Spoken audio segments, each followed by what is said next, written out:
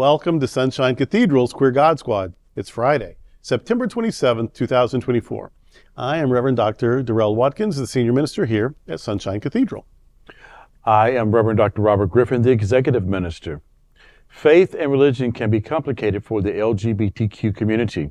Surveys show that evangelical faith is the justification for the greatest attacks on the queer community. The Queer God Squad is going to explore our religious community. Let's explore the big news of the day and what it means to you. I am Reverend Dr. Ann Atwell, the Minister of Connections. This is live, and then we are available on demand. If our community is important to you, share this news with your friends and family. Join the conversation on your favorite streaming platform and social media. At Sunshine Cathedral, we're here to tell you that you are God's miracle, not God's mistake. This is the Sunshine Cathedral perspective. Hurting trans and queer families could hurt other families as well. 19thnews.org reports, and I'm quoting, "The vision for Trump's second term in the White House purports to protect families, but its anti-LGBTQ+ rhetoric is centered in exclusion," end quote. The article states, again quoting, "One of the country's most draconian anti-trans measures became law in Kentucky last March. The law has required teachers to put politics before the well-being of their own students and reshape how students see and treat each other. It bans them from being taught about gender identity or sexual orientation, using restrooms and locker rooms that match their gender identity, and learning about human sexuality. The law also made gender-affirming care illegal for trans youth," end quote. The story covers an anonymous teacher who got reprimanded for trying to stop bullying in her classroom. Two boys were tormenting another boy for having two moms. She told them to stop because in her classroom, all families will be treated with respect. She was later told she broke the law by speaking about gay families and infringing on the bully's family's rights to oppose gay topics for religious reasons. By stopping bullying, she was in danger of losing her income and health insurance, which would then hurt her family. The 19thnews.org piece says that's the very vision that is articulated in Project 2025, created by the Heritage Foundation as a blueprint for the next conservative president to follow. Project 2025 equates being transgender or even being friendly to trans causes as pornography. Project 2025 would have sex discrimination laws passed and enforced, which could imperil teachers and librarians who make information about transgender people and their experiences available.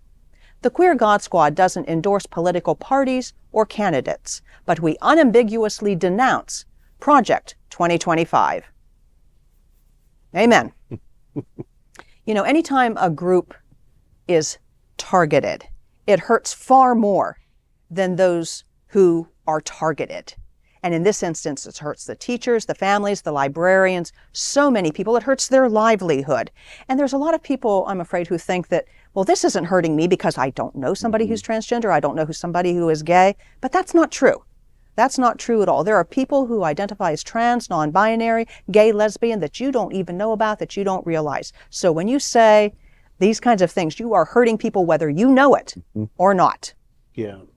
I mean, if you saw me in the mall, you would assume there's a male presenting person, born male, assigned male at birth, and I have no compunction, no desire to change gender identities or whatever.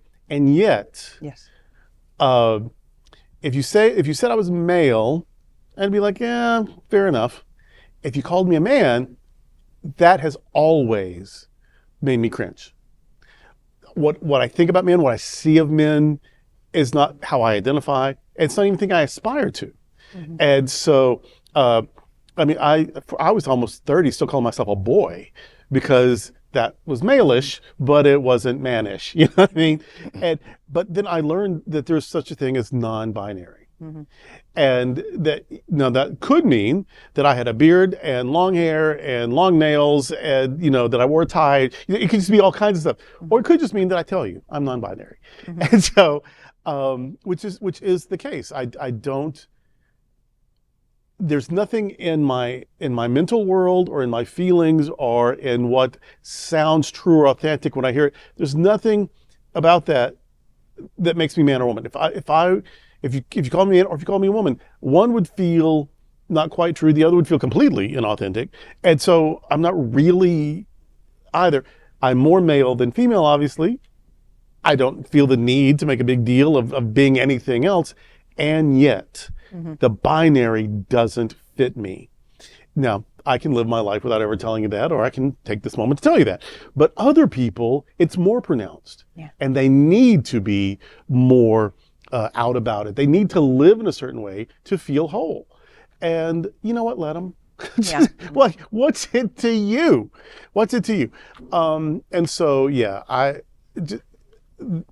you don't know who is or isn't. Right. You don't know who's hiding from you because you can't be trusted because they know that you're going to be mean. And you don't know someone's reality. If they tell you they're a thing, your response is like, oh, I didn't know that. Okay. Good on you. Tell me more if you want to. To deny it, to criticize it, to be threatening about it, that's never helpful. And so to completely codify discrimination against any group, it's going to hurt people you don't even know because they're not out. And it's going to hurt more people because it's their family. And their family loves them, maybe, even if you don't. Or this is going to keep them in the closet so they can't come out to their family and get support, or find out that their family can't be supportive of them and they need to create a chosen family. All of this is hindered by some silly law that serves absolutely no good purpose. And P.S., being trans, being male, being female, being non-binary, being asexual, being gay, being anything is not pornography.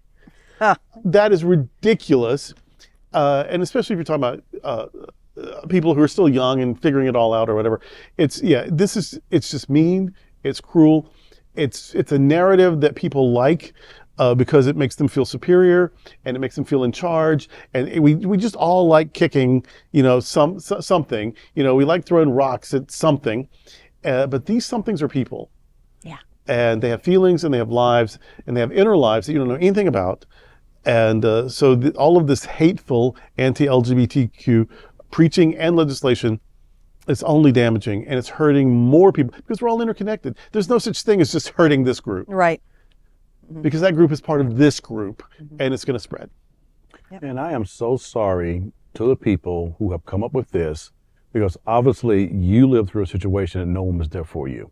Yeah. So therefore, your hurt is not hurting other people. Right.